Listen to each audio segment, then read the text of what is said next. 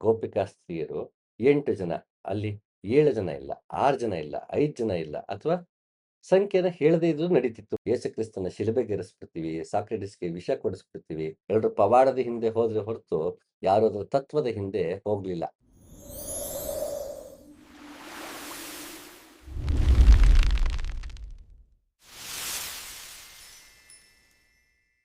ಸಾಮಾನ್ಯವಾಗಿ ಹಲವಾರು ಜನಕ್ಕೆ ಉಪನಿಷತ್ತು ತಿಳ್ಕೊಳ್ಳೋ ಆಸಕ್ತಿ ಇರುತ್ತೆ. ಆದ್ರೆ ಎಲ್ಲಿಂದ ಶುರು ಮಾಡಬೇಕು? ಯಾವ ಉಪನಿಷತ್ತಿಂದ ಶುರು ಮಾಡಬೇಕು? ಯಾವ ಅನುವಾದದಿಂದ ಶುರು ಮಾಡಬೇಕು? ಹೀಗೆ ಹಲವಾರು ಗೊಂದಲಗಳಿರುತ್ತೆ. ಈ ಹಲವಾರು ಗೊಂದಲಗಳನ್ನ ನಿವಾರಿಸಬೇಕು ಮತ್ತೆ ಉಪನಿಷತ್ತಿನ ಬಗ್ಗೆ ಹ್ಮ್, ಪಾಮರರಿಗೂ ಸಾಮಾನ್ಯ ಜನರಿಗೂ ಉಪನಿಷತ್ತು ತಲುಪಬೇಕು ಅನ್ನೋ ಉದ್ದೇಶಕ್ಕೆ ಆ, ಆಗಸ್ಟ್ 12ನೇ ತಾರೀಕಿಂದ ಬುಧವಾರ 8 ಗಂಟೆಗೆ 6 ದಿನ 6 ಬುಧವಾರಗಳು ಆನ್ಲೈನ್ ಸೆಷನ್ ಇರುತ್ತೆ. ಗೂಗಲ್ ಮೀಟ್‌ನಲ್ಲಿ ಸೆಷನ್ ಇರುತ್ತೆ. ಅದರಲ್ಲಿ ಮೊದಲ ದಿನ ಉಪನಿಷತ್ತುಗೆ ಒಂದು ಪರಿಚಯದ ಸೆಷನ್ ಆಗಿರುತ್ತೆ. ಉಪನಿಷತ್ ಅಂದ್ರೆ ಏನು? ಅದು ಯಾವುದರ ಭಾಗ? ಎಷ್ಟು ಉಪನಿಷತ್ಗಳಿದೆ? ಅದು ಏನನ್ನ ಹೇಳ್ತದೆ ಅಂತ ಸಾರಾಂಶ. ಹಾಗೆ 5 ಅ, ಸೆಷನ್‌ಗಳಲ್ಲಿ ಮುಂದಿನ 5 ಸೆಷನ್‌ಗಳಲ್ಲಿ ಒಂದೊಂದು ಸೆಷನಲ್ಲೂ ಒಂದೊಂದು ಶಾಂತಿ ಮಂತ್ರ. ಅಂದ್ರೆ ಉಪನಿಷತ್ತು ನಾವು ಆರಂಭ ಮಾಡೋಕ್ಕೂ ಮುಂಚೆ ಶಾಂತಿ ಮಂತ್ರವನ್ನ ಪಠನೆ ಮಾಡ್ತೀವಿ. ಅದು ಪೂರ್ಣಮದ ಪೂರ್ಣಮಿದಂ ಪೂರ್ಣಾತ್ ಪೂರ್ಣಮುದಚ್ಯತೆ ಅಂತ ಒಂದು ಶಾಂತಿ ಮಂತ್ರ ಬರುತ್ತೆ. ಸಹನಾ ಭವತು ಸಹನೋ ಭುನಕ್ತು ಅಂತ ಒಂದು ಶಾಂತಿ ಮಂತ್ರ ಬರುತ್ತೆ. ಹೀಗೆ 5 ಶಾಂತಿ ಮಂತ್ರಗಳಿದೆ.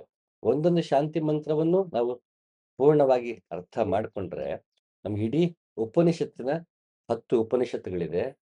ಮಹಾ ಉಪನಿಷತ್ತುಗಳು. ಅದು ಅದು ಬಿಟ್ಟು ಒಟ್ಟು ಮತ್ತೆ ಇನ್ನು ಟೋಟಲ್ ಆಗಿ ಒಟ್ಟಾರೆ 108 ಉಪನಿಷತ್ತುಗಳು. 10 ಉಪನಿಷತ್ತು ಸೇರಿ 108 ಉಪನಿಷತ್ಗಳಿದೆ. ಅದಷ್ಟರ ಸಾರವನ್ನು ನಾವು ಈ 5 ಶಾಂತಿ ಮಂತ್ರಗಳಲ್ಲಿ ತಿಳ್ಕೋಬಹುದು. ಮತ್ತೆ ಇನ್ನೊಂದು ಉ ಲಾಭ ಏನಂದ್ರೆ ಶಾಂತಿ ಮಂತ್ರದಿಂದ, ಶಾಂತಿ ಮಂತ್ರವನ್ನ ಪಠನೆ ಮಾಡೋದ್ರಿಂದ ನಮ್ಮಲ್ಲಿ ಮಾನಸಿಕವಾಗಿ, ಹಾಗೆ ಆಧ್ಯಾತ್ಮಿಕವಾಗಿ, ಲೌಕಿಕವಾಗಿ ಒಂದಷ್ಟು ಲಾಭಗಳನ್ನ ಪಡೆಯೋದಕ್ಕೆ ಸುಲಭ. ಮನಸ್ಸು ಶಾಂತಿ ಆಗುತ್ತೆ, ನಮ್ಮಲ್ಲಿ ಭಕ್ತಿ ಮೂಡುತ್ತೆ, ಜ್ಞಾನ ಮೂಡುತ್ತೆ. ಹೀಗೆ ಹಲವಾರು ರೀತಿಯ ನಮಗೆ ಅದರಿಂದ ಲಾಭ ಇದೆ. ಅದು ವಿದ್ಯಾರ್ಥಿಗಳು ಪಠನೆ ಮಾಡ್ಬೋದು. ಹಾಗೆ ನಾವು ಕೆಲಸದಲ್ಲಿದ್ದಾಗ, ಜೀವನದಲ್ಲಿ ಖಿನ್ನತೆ ಮೂಡಿದಾಗ, ಇದೆಲ್ಲವಕ್ಕೂ ಸಾಂತ್ವನ ಹೇಳುವಂತಹ ಶಕ್ತಿ ಆ ಶಾಂತಿ ಮಂತ್ರಗಳಿಗಿದೆ. ಅದನ್ನ ಪಠನೆ ಮಾಡುವ ರೀತಿ ಹೇಗೆ? ಅದನ್ನ ಯಾವ ಆಸನದಲ್ಲಿ ಕೂತು ಪಠನೆ ಮಾಡಬೇಕು? ಅದಕ್ಕೆ ಯಾವ ರೀತಿ ಮುದ್ರೆ ಇರಬೇಕು? ಹೀಗೆ ಅದನ್ನ ಅಭ್ಯಾಸ ಮಾಡುವುದು ಹೇಗೆ ಶಾಂತಿ ಮಂತ್ರಗಳನ್ನ? ಮತ್ತೆ ಅದನ್ನ ಅ ಅದರ ಅರ್ಥವೇನು? ಮತ್ತೆ ಪಠಿಸುವುದು ಹೇಗೆ? ಈ ವಿಷಯಗಳಾಗಿ ಒಟ್ಟು 6 ಸೆಷನ್‌ಗಳಾಗಿ ರಾತ್ರಿ 8 ಗಂಟೆಯಿಂದ 9 ಗಂಟೆ ಪ್ರತಿ ಬುಧವಾರ ಇರುತ್ತೆ. ಅದು ಆಗಸ್ಟ್ 12ನೇ ತಾರೀಕಿಂದ ಶುರು ಆಗುತ್ತೆ.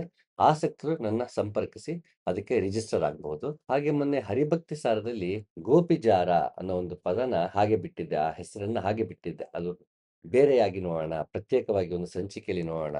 ಯಾಕೆ ಗೋಪಿಕಾಸ್ತ್ರೀಯರ ಜೊತೆ ಅ, ಕೀಟ್ಲೆ ಮಾಡ್ಕೊಂಡಿದ್ದ ಕೃಷ್ಣ, ಅದ ಕುರಿತು ನೋಡೋಣ ಅಂತ ಹೇಳಿದ್ದೆ. ಸೊ, ಅದರಲ್ಲಿ ಗೋಪಿಕಾಸ್ತ್ರೀಯರ ಜೊತೆಗೆ ಕೃಷ್ಣ ಇದ್ದ ರೀತಿಲಿ ಅವನು ನವನೀತ ಚೋರ ಬೆಣ್ಣೆ ಕದಿಸಿದ್ದ ಅದರ ಬಗ್ಗೆ ಹರಿಭಕ್ತಿ ಸಾರದಲ್ಲಿ ವಿವರಣೆ ನೀಡಲಾಗಿದೆ. ಇನ್ನು ಪ್ರಖ್ಯಾತವಾಗಿರೋ ಒಂದು ಕಥೆ ಬರುತ್ತೆ. ಅಲ್ಲಿ 8 ಜನ ಗೋಪಿಕಾಸ್ತ್ರೀಯರು ನದಿಯಲ್ಲಿ ಇದಾಗಿ ಸ್ನಾನ ಗೀನ ಮಾಡ್ಕೊಂಡಿದ್ದಾಗ ಅಲ್ಲಿ ಕೃಷ್ಣ ಬರ್ತಾನೆ. ಅವ್ರ ಬಟ್ಟೆಗಳೆಲ್ಲ ಎತ್ಕೊಂಡು ಮರ ಮೇಲೆ ಕೂತಿರ್ತಾನೆ. ಅವನು ಕರೀತಾನೆ, "ಮೇಲ್ ಬನ್ನಿ" ಅಂತಾರೆ. ಅವರು ಬರಲ್ಲ ಅಂತಾರೆ.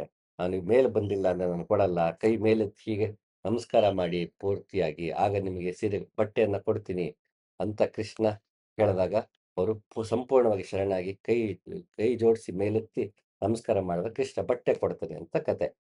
ಇದು ಮೇಲ್ನೋಟಕ್ಕೆ ಒಂದು ಸಾಮಾನ್ಯವಾಗಿ ಮೇಲ್ನೋಟಕ್ಕೆ ಒಂದು ಕತೆ ಅಂತ ಅನ್ಸುತ್ತೆ. ಭಗವಂತ ಕೀಟಲೆ ಮಾಡ್ದ ಅನ್ನೋ ಕತೆ ಅನ್ಸುತ್ತೆ. ಆದ್ರೆ ವೇದವ್ಯಾಸರು ಭಾಗವತವನ್ನಾಗ್ಲಿ, ಪುರಾಣವನ್ನಾಗ್ಲಿ, ಮಹಾಭಾರತ ಇದನ್ನೆಲ್ಲ ಉಪನಿಷತ್ತಿನ ಸಾರ ಏನಿದೆ ಅದು ಹ್ಮ್, ನೇರವಾಗಿದೆ. ಅದು ಎಲ್ಲರಿಗೂ ತಲುಪೋದಕ್ಕೆ ಕಷ್ಟ. ಕಥೆಗಳ ಮುಖಾಂತರ ಹೇಳಿದಾಗ ಅದು ಮತ್ತಷ್ಟು ಆಸಕ್ತಿದಾಯಕವಾಗಿರುತ್ತೆ ಅನ್ನೋ ಕಾರಣಕ್ಕೆ ಅವರು ಪುರಾಣಗಳಲ್ಲಿ, ಭಾಗವತದಲ್ಲಿ, ಮಹಾಭಾರತದಲ್ಲಿ ಯೋಗಾರ್ಥವನ್ನ ಕಥೆಯ ಮುಖಾಂತರ ಹೇಳೋದಕ್ಕೆ ಪ್ರಯತ್ನ ಪಟ್ಟರು. ಪಾತ್ರಗಳ ಮುಖಾಂತರ, ಸನ್ನಿವೇಶಗಳ ಮುಖಾಂತರ ಹೇಳೋದಕ್ಕೆ ಪ್ರಯತ್ನ ಪಟ್ಟರು. ಹಾಗಾಗಿ ಅಲ್ಲಿ ಬರೋ ಕಥೆಗಳನ್ನು ನಾವು ಅದರ ಒಳಾರ್ಥವನ್ನ ತಿಳಿದಾಗ ಅದು ಮತ್ತಷ್ಟು ನಮಗೆ ಲಾಭ ಸಿಗತ್ತೆ. ಮತ್ತೆ ಅ ಯೋಗದಲ್ಲಿ, ಅಧ್ಯಾತ್ಮದಲ್ಲಿ ಮುಂದುವರಿಯಕ್ಕೆ, ಬದುಕನ್ನ ಸ್ವಲ್ಪ ಹಸನು ಮಾಡ್ಕೊಳ್ಳಕ್ಕೆ ಸಹಾಯ ಆಗತ್ತೆ. ಹಾಗಾದ್ರೆ ಇಲ್ಲಿ ಗೋಪಿಕಾಸ್ತ್ರೀಯರ ಕಥೆಯಲ್ಲಿ ಏನಿರ್ಬೋದು ಅಂತ ಈಗ ನೋಡ್ತಾ ಹೋಗೋಣ.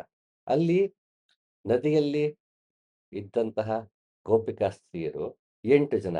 ಅಲ್ಲಿ 7 ಜನ ಇಲ್ಲ, 6 ಜನ ಇಲ್ಲ, 5 ಜನ ಇಲ್ಲ ಅಥವಾ ಸಂಖ್ಯೆನ ಹೇಳದೇ ಇದ್ರೂ ನಡೀತಿತ್ತು ಬಹುಶಃ. ಒಂದಷ್ಟು ಜನ ಗೋಪಿಕಾಸ್ತ್ರೀಯರು ನೀರಲ್ಲಿ ನದಿಯಲ್ಲಿ ಇದ್ರು ಅಂತ ಹೇಳ್ಬೋದಿತ್ತು. 8 ಅಂತ ಹೇಳೋ ಅವಶ್ಯಕತೆ ಇರ್ಲಿಲ್ಲ. ಹಾಗಾದ್ರೆ ಇಲ್ಲಿ 8 ಅಂದ್ರೆ ಏನು? ಇದು ಏನು ಸಿಂಬಲೈಸ್ ಮಾಡ್ತದೆ? ಏನನ್ನ ಹೇಳೋದಕ್ಕೆ ಹೋಗ್ತಿದೆ ಅಂತ ನೋಡ್ಬೇಕು. ನಮ್ಮಲ್ಲಿ ಒಟ್ಟು 5 ಕಂಚುಕಗಳು ಮತ್ತೆ 8 ಪಾಶಗಳು ನಮ್ಮನ್ನ ಈ ದೇಹಕ್ಕೆ ಕಟ್ಟಿ ಹಾಕಿರುತ್ತೆ. ಸಂಸಾರಕ್ಕೆ ಕಟ್ಟಿ ಹಾಕಿರುತ್ತೆ. ಸಂಸಾರದ ಹುಟ್ಟು ಸಾವಿಗೆ ಕಟ್ಟಿ ಹಾಕಿರುತ್ತೆ. ಈ 5 ಕಂಚುಕಗಳು ಅಂದ್ರೆ ನನ್ನ ನಿಜ ಸ್ವರೂಪವನ್ನ ಅರ್ಥ ಮಾಡ್ಕೊಳ್ಳಕ್ಕೆ ಅಡಚಣೆ ಮಾಡುವಂಥದ್ದು 5 ಕಂಚುಕಗಳು ಅಂತ. ಅದು ಆವರಿಸಿದೆ ಆತ್ಮದ ಮೇಲೆ ಈ 5 ಪರದೆಯಾಗಿ, ಮಡಕೆಯಾಗಿ ನಮ್ಮ ಮೇಲೆ ಆವರಿಸಿದೆ. ಹಾಗಾಗಿ ನಿಜ ಸ್ವರೂಪವನ್ನ ನಮ್ಮ ನಿಜ ಸ್ವರೂಪವನ್ನ ನಮ್ಮ ಕೈಲಿ ನೋಡ್ಕೊಳ್ಳಕ್ಕಾಗ್ತಾ ಇಲ್ಲ. ಸತ್ಯವನ್ನ ದರ್ಶನ ಮಾಡಕ್ಕಾಗ್ತಿಲ್ಲ ಅನ್ನೋ ಅರ್ಥ. ಈ 5 ಕಂಚುಕಗಳು ಯಾವುದು? ಕಾಲ, ಕಲ, ನಿಯತಿ, ರಾಗ, ವಿದ್ಯೆ. ಇದಿಷ್ಟು ನಮ್ಮನ್ನ ತಡೆಯತ್ತೆ. ನಮ್ಮನ್ನ ನಾವು ದೇಹಾಭಿಮಾನವನ್ನ ಬಿಟ್ಟು ಒಳಮುಖವಾಗಿ ನೋಡ್ಕೊಳ್ಳೋದಕ್ಕೆ ನಮ್ಮನ್ನ ತಡೆಯುತ್ತೆ ಅಂತ. ಇದರ ಬಗ್ಗೆ ಕಂಚುಕಗಳ ಬಗ್ಗೆ ಮತ್ತೊಂದಿನ ನೋಡೋಣ. ಇದು ಬಿಟ್ಟು ನಮ್ಮಲ್ಲಿ 8 ಪಾಶಗಳು. ಪಾಶ ಅಂದ್ರೆ ಹೇಗೆ ನಾವು ಕೊರಳಿಗೆ ಡೊ ಪ್ರಾಣಿಗಳಿಗೆ ಹಾಕಿರ್ತೀವಿ, ಹಸುಗೆ, ನಾಯಿಗೆಲ್ಲ ನಾವು ಹೇಗೆ ಲೀಶ್ ಅಂತ ಹಾಕ್ತೀವಿ, ಬೆಲ್ಟ್ ಹಾಕ್ಬಿಟ್ಟು, ಅದು ಪಾಶ. ಆ ಪಾಶಕ್ಕೆ ಸಿಲುಕಿಕೊಂಡಿರುವುದು ಪಶು. ಹಾಗಾಗಿ ಹ್ಮ್, ವೇದಗಳಲ್ಲಿ, ಉಪನಿಷತ್ತಲ್ಲಿ ಪಶು ಅಂತ ಬಂತು ಅಂದ್ರೆ ಅದು ಪ್ರಾಣಿ ಅಂತಲ್ಲ. ಪಾಶಕ್ಕೆ ಸಿಲುಕಿಕೊಂಡಿರುವುದು ನಾವು ಸಂಸಾರವೆನ್ನುವ ಪಾಶಕ್ಕೆ, ಮೋಹ ಎನ್ನುವ ಪಾಶಕ್ಕೆ, ಮಾಯೆ, ಅಜ್ಞಾನವೆನ್ನುವ ಪಾಶಕ್ಕೆ ಸಿಲುಕಿಕೊಂಡಿರುವುದರಿಂದ ನಾವು ಪಶು. ಇವರಿಗೆಲ್ಲ ಒಡೆಯನಾದವನು ಪಶುಪತಿ ಅಂತ ಅರ್ಥ. ಸೊ ಈ 8 ಪಾಶಗಳು ಯಾವ್ಯಾವುದು ಅಂತ ನಾವೀಗ ನೋಡ್ತಾ ಹೋಗೋಣ. ಘೃಣ, ಲಜ್ಜೆ, ಭಯ, ಶಂಕೆ, ಜಿಗುಪ್ಸೆ, ಕುಲ, ಶೀಲ, ಜಾತಿ. ಈ ಇಷ್ಟು ನಮ್ಮನ್ನ ಸಿಕ್ಕಾಕ್ಸಿರುತ್ತೆ. ನಾವು ಮುಂದೆ ಹೋಗೋದಕ್ಕೂ ಬಿಡೋದಿಲ್ಲ. ಅದು ನಮಗೆ ಎಷ್ಟು ಅದಕ್ಕೆ ಅಂಟ್ಕೊಂಡಿರ್ತೀವಿ ಅಂದ್ರೆ, ಸ್ವಚ್ಛಂದವಾಗಿ ನಾವಿರೋದಕ್ಕೆ ಸಾಧ್ಯವಾಗಲ್ಲ. ಅಲ್ಲಿ 8 ಜನ ಗೋಪಿಕಾಸ್ತ್ರೀಯರು ಅಂದ ತಕ್ಷಣ ಅಲ್ಲಿ ಹೆಣ್ಣು ಮಕ್ಕಳು ಅಂತಲ್ಲ, ಆ 8 ಗುಣಗಳನ್ನ 8 ಹೆಣ್ಣು ಮಕ್ಕಳಾಗಿ ಹೋಲಿಸಿದ್ದು. ಹಲವಾರು ಕಡೆ ಹೆಣ್ಣು ಮಕ್ಕಳಿಗೆ ಹೋಲಿಸಿದ್ದು ಇದೆ, ಗಂಡು ಮಕ್ಕಳಿಗೆ ಹೋಲಿಸಿದ್ದು ಇದೆ. ಕೇಶಿಸೂದನ ಅಂತ ಬಂದಾಗ ಕುದುರೆಗೆ ಹೋಲಿಸಿದ್ದಿದೆ. ಕಂಸ ಅಂತ ಬಂದಾಗ ನಮ್ಮ ಅಹಂಕಾರವೇ ಆಗಿದೆ. ಹಾಗೆ ಹಲವಾರು ಕಡೆ ಸನ್ನಿವೇಶಗಳ ತಕ್ಕಂಗೆ ಅಲ್ಲಿ ಗಂಡು, ಹೆಣ್ಣು ಎರಡರನ್ನೂ ಬಳಸಿದ್ದು ವೇದವ್ಯಾಸರಿದೆ. ಬರೀ ಹೆಣ್ಮಕ್ಳಿಗೆ ಮಾತ್ರ ಎಲ್ಲದಕ್ಕೂ ಬಳಸಿದ್ದಾರೆ ಅಂತ ಅನ್ಕೊಳಕ್ಕಾಗಲ್ಲ. ನಮ್ಮೊಳಗೆ ರಾವಣ, ನಮ್ಮೊಳಗೆ ಕಂಸ, ನಮ್ಮೊಳಗೆ ದುರ್ಯೋಧನ ಎಲ್ಲರೂ ನಮ್ಮಲ್ಲೇ ಇರ್ತಾರೆ. ಹಾಗಾಗಿ ಈ 8 ನಮ್ಮನ್ನ ಕಟ್ಟಾಕಿರುತ್ತೆ ಅಂತ. ಅದಕ್ಕೆ ಕನಕದಾಸರು "ಇಷ್ಟು ಜನ ಈ ವೈಕುಂಠ ಎಷ್ಟು ದೂರವು ಎನ್ನುತ್ತಲಿದ್ದೆ, ದೃಷ್ಟಿಯಿಂದಲೇ ನಾನು ಕಂಡೆ ಸೃಷ್ಟಿಗೆ ಈಶನೇ ಶ್ರೀರಂಗಶಾಹಿ" ಅಂತ ಹೇಳಬೇಕಾದ್ರೆ ಮುಂದೆ ಈ ಸಾಲುಗಳನ್ನ ಹೇಳ್ತಾರೆ. 8 ಏಳನ್ನು ಕಳೆದುದರಿಂದೆ ಬಂಟರೈವರ ತುಳಿದುದರಿಂದೆ ಕಂಕನೊಬ್ಬನ ತರಿದುದರಿಂದೆ ಬಂಟನಾಗಿ ಬಂದೆ ಶ್ರೀರಂಗಶಾಹಿ.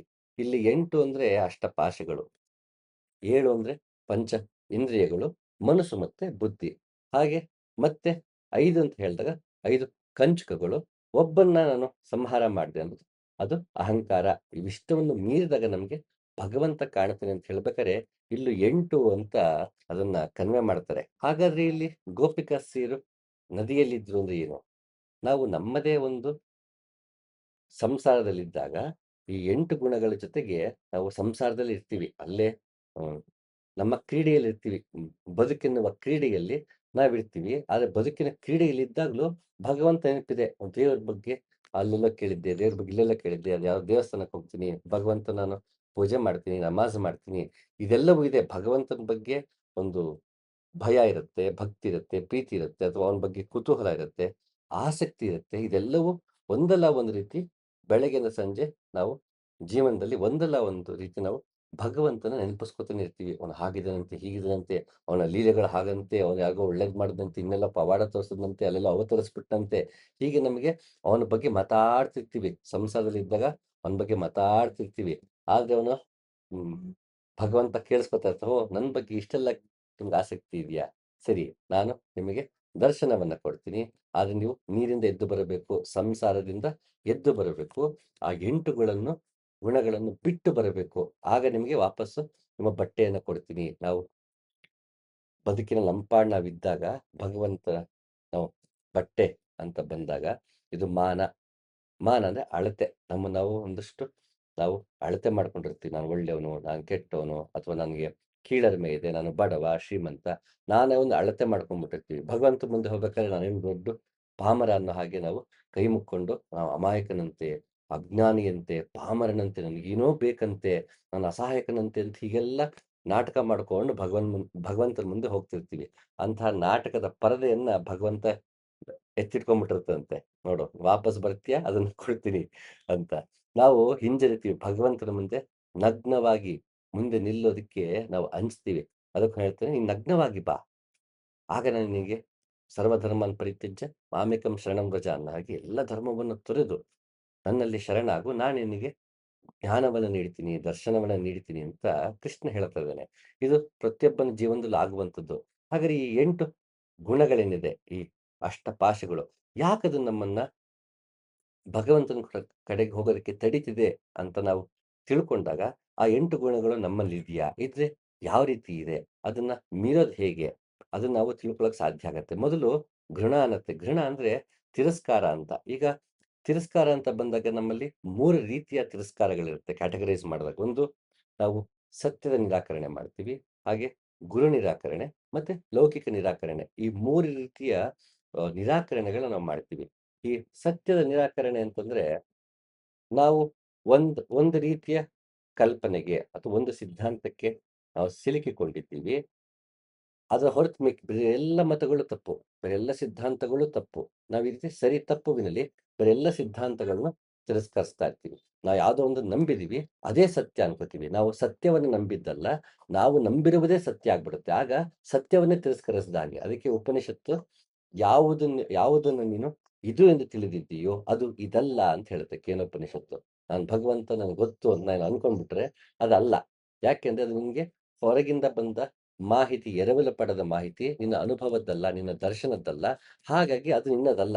ನಿನ್ನ ಪಾಲಿನ ಸತ್ಯ ಅದಲ್ಲ. ಯಾಕೆಂದ್ರೆ ನೀನು ಸತ್ಯವನ್ನು ನಂಬಿದ್ದೀಯಾ. ನೀನು ನೀನು ನಂಬಿದ್ದೇ ಸತ್ಯ ಅನ್ಕೊಂಡಿದ್ದೀಯ ಹೊರತು ಸತ್ಯವನ್ನ ನಂಬಿಲ್ಲ. ಸತ್ಯವನ್ನ ನಂಬೋಕ್ಕಾಗಲ್ಲ. ಸತ್ಯವನ್ನ ದರ್ಶನ ಮಾಡಬಹುದು. ಸತ್ಯವನ್ನ ಅನುಭವಿಸ್ಬೋದು. ಹಾಗಾಗಿ ನನಗಿನ್ನೂ ಸತ್ಯದ ಅನುಭವ ಆಗಿಲ್ಲ ಅಂದ್ರೆ ಅದರ ಸತ್ಯವನ್ನು ತಿರಸ್ಕರಿಸಿದ್ದೀನಿ. ಯಾಕೆಂದ್ರೆ ಯಾವ್ದು ಹೇಗಿದೆಯೋ ಅದು ಹಾಗಿದೆ. ನನಗದಿನ್ನು ದರ್ಶನವಾಗಿಲ್ಲ. ನಾನು ಹೊರಗಿನಿಂದ ಪಡೆದ ಗುರುವಾಣಿ ಕೇಳ್ತೀನಿ, ಬುಕ್ ಓದ್ತೀನಿ, ಅದು ನನಗೆ ಅರ್ಥ ಆಗೋಯ್ತು ಅನ್ಕೊಂಡು ಒಂದು ಮತ ಮಾಡ್ಕೋತೀನಿ. ನನ್ನೊಂದು ಒಪಿನಿಯನ್ ಜನರೇಟ್ ಮಾಡ್ಕೋತೀನಿ. ಆ ಒಪಿನಿಯನ್ನೇ ನಾನು ಟ್ರೂತ್, ಸತ್ಯ ಅನ್ಕೋತೀನಿ. ಆದ್ರೆ ಅಭಿಪ್ರಾಯಗಳಿಗೂ ಸತ್ಯಕ್ಕೂ ಸಂಬಂಧವೇ ಇಲ್ಲ. ಸತ್ಯ ಹೇಗಿದೆಯೋ ಹಾಗೆ ಇದೆ. ಹಾಗಾಗಿ ನಾವು ಸತ್ಯವನ್ನೇ ತಿರಸ್ಕರಿಸ್ತೀವಿ. ಯಾವಾಗ ನಿಜವಾಗ್ಲೂ ಅನುಭವಕ್ಕೆ ಒಬ್ಬ ದಾರ್ಶನಿಕ ಬಂದು ಹೇಳ್ತಾನೆ, ನಾವದನ್ನ ಒಪ್ಪೋದಿಲ್ಲ. ಅದಕ್ಕೆ ನಾವು ಯೇಸು ಕ್ರಿಸ್ತನ ಶಿಲುಬೆಗೇರಿಸ್ಬಿಡ್ತೀವಿ, ಸಾಕ್ರೆಟಿಸ್‌ಗೆ ವಿಷ ಕೊಡಿಸ್ಬಿಡ್ತೀವಿ.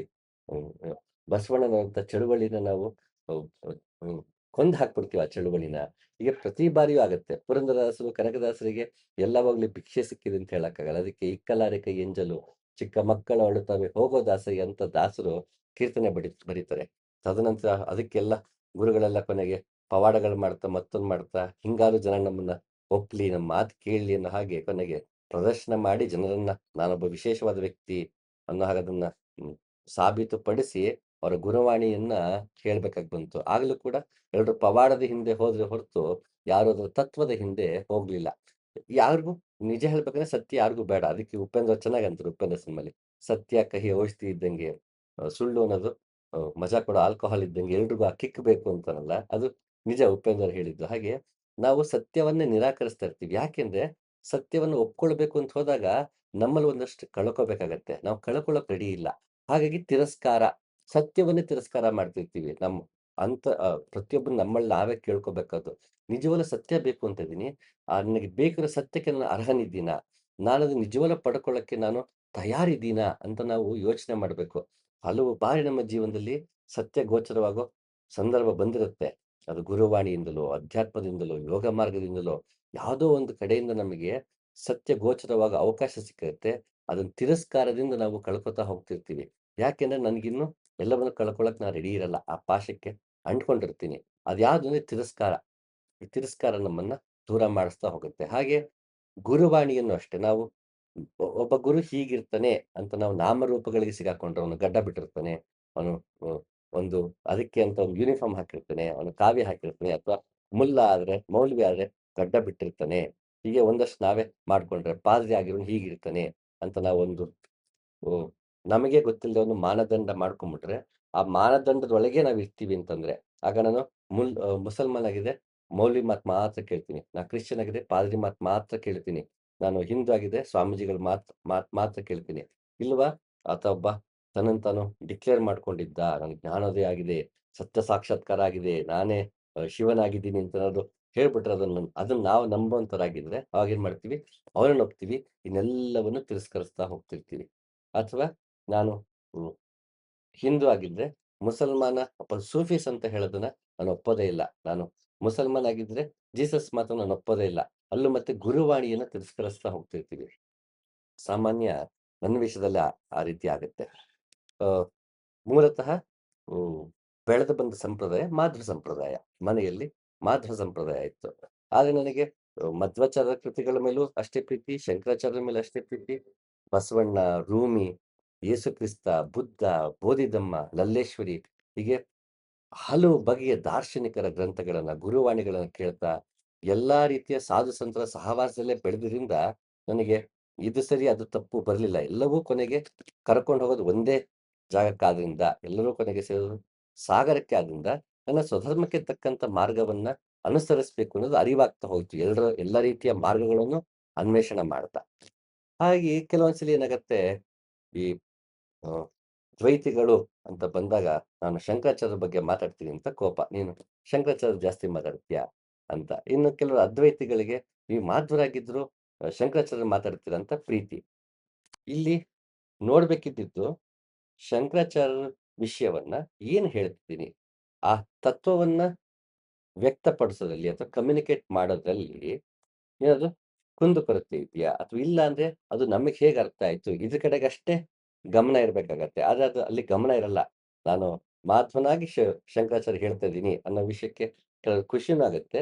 ಕೆಲವ್ರಿಗೆ ಬೇಸರನೂ ಆಗುತ್ತೆ. ಆದ್ರೆ ನಾನು ಮಾಧ್ವನೂ ಅಲ್ಲ, ಯಾವ ಜಾತಿ ಧರ್ಮಕ್ಕೂ ಸೇರಿದವನಲ್ಲ. ಆ ಸಂಪ್ರದಾಯದಲ್ಲಿ ಹುಟ್ಟಿ ಬೆಳೆದವನಾದ್ರಿಂದ ಅದು ಬಾಲ್ಯದಲ್ಲಿ ಅದರ ಒಂದು ಏನಂದ್ರೆ ಆ ಒಡನಾಟ, ಪರಿಸರ, ಅದರ ಪರಿಚಯವಿರುತ್ತೆ ನನ್ನ ಪಾಲಿಗೆ. ಅಷ್ಟೇ ಹೊರತು ನಾನು ಯಾವ ಜಾತಿ ಧರ್ಮಕ್ಕೂ ನನ್ನನ್ನು ನಾನು ಅಸೋಸಿಯೇಟ್ ಮಾಡ್ಕೊಂಡವನಲ್ಲ, ಐಡೆಂಟಿಫೈ ಮಾಡ್ಕೊಂಡವನಲ್ಲ. ಅದು ಅವತ್ತೂ ಅಲ್ಲ, ಇವತ್ತೂ ಅಲ್ಲ. ಹಾಗಾಗಿ ನನಗೆಲ್ಲವನ್ನೂ ಸಕಲ ಧರ್ಮದ, ಸಕಲ ಮತಗಳ, ಸಕಲ ಗುರುಗಳ ವಾಣಿ, ಸಕಲ ಯೋಗ ಮಾರ್ಗಗಳನ್ನು ನನಗೆ ಎಕ್ಸ್‌ಪ್ಲೋರ್ ಮಾಡಕ್ಕೆ ಸಾಧ್ಯ ಆಗಿದ್ದು. ಅದು ವಿಶ್ವಮಾನವ ಪ್ರಜ್ಞೆ. ಆ ವಿಶ್ವಮಾನವ ಪ್ರಜ್ಞೆಯನ್ನ ಮತ್ತೆ ಸಂಕುಚಿತಗೊಳಿಸಕ್ಕಾಗಲ್ಲ ನನ್ನ ಕೈಯಲ್ಲಿ.